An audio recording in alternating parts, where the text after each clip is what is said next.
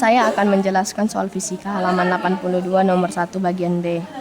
Di soal itu diketahui ketinggian pertama sama dengan 45 meter.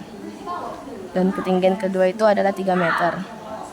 Terus itu V atau kecepatan sama dengan 72 km per jam. Yang ditanya itu waktu yang diperlukan dan jarak kasur busa dengan titik jatuhnya Stoneman agar ia jatuh tepat di atasnya. Pertama, ini kita rubah semua, yaitu delta H sama dengan ketinggian pertama dikurang ketinggian kedua. Jadi 45 dikurang 3 sama dengan 42 meter. Terus itu kecepatannya kita ubah menjadi meter per sekon, yaitu 72 km per jam itu kita kali dengan 1000 per 3600 sama dengan 20 meter per sekon. Sama itu kita mencari waktu. Rumus waktunya adalah H sama dengan 1/2 G kali T kuadrat. Hanya itu kan udah diketahui sama dengan 42 meter. 42 meter sama dengan 1/2 dikali gravitasi 10 dikali, kan T-nya kan itu yang ditanya, jadi kita tulis saja T kuadrat. Selanjutnya tinggal kita pindahkan ruas saja. Jadi 42/5 sama dengan T kuadrat. Jadi 42 bagi 5 kan itu 8,4 sama dengan T kuadrat. Jadi kalau kita mau mencari T sama dengan akar dari 8,4 sama dengan 2,89 sekon. Yang A-nya sudah dapat. Sekarang kita mau mencari B. Mencari B-nya itu kan itu menanyakan tentang jarak. Jadi rumusnya itu X sama dengan V kali T. X sama dengan V-nya itu kan udah diketahui tadi 20 meter per sekon, 20 meter per sekon, dan T-nya udah diketahui tadi 2,89 sekon. Jadi X-nya itu jadi 57,8 meter. Itu tadi diambil dari rumus salah satu dari gerak parabola.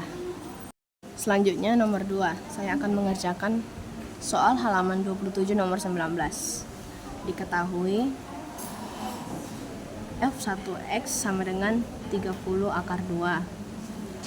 F1Y sama dengan 0. Kenapa? Karena ini nilainya cuma terhadap sumbu X. Sumbu Y-nya tidak ada. Jadi tulis saja 0 sumbu Y-nya. Terus itu selanjutnya F2X sama dengan 0.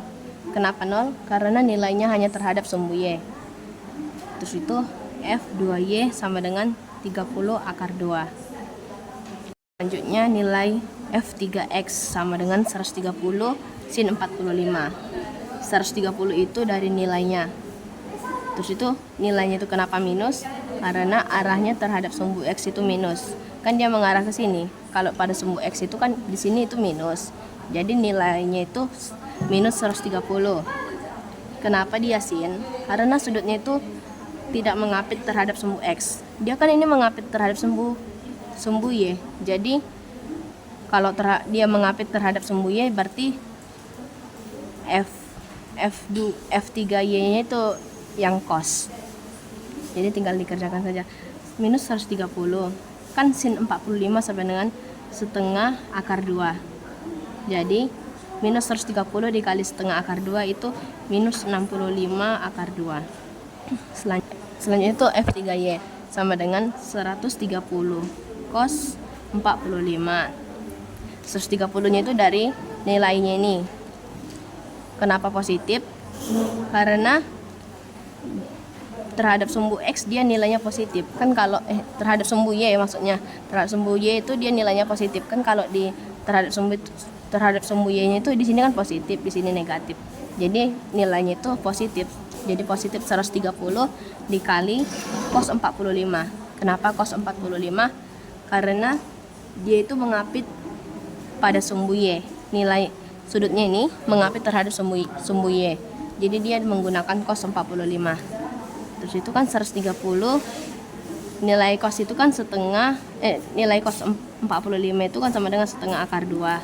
Jadi 130 dikali setengah akar 2 65 akar 2. Selanjutnya kita akan menjumlahkan seluruh nilai X-nya.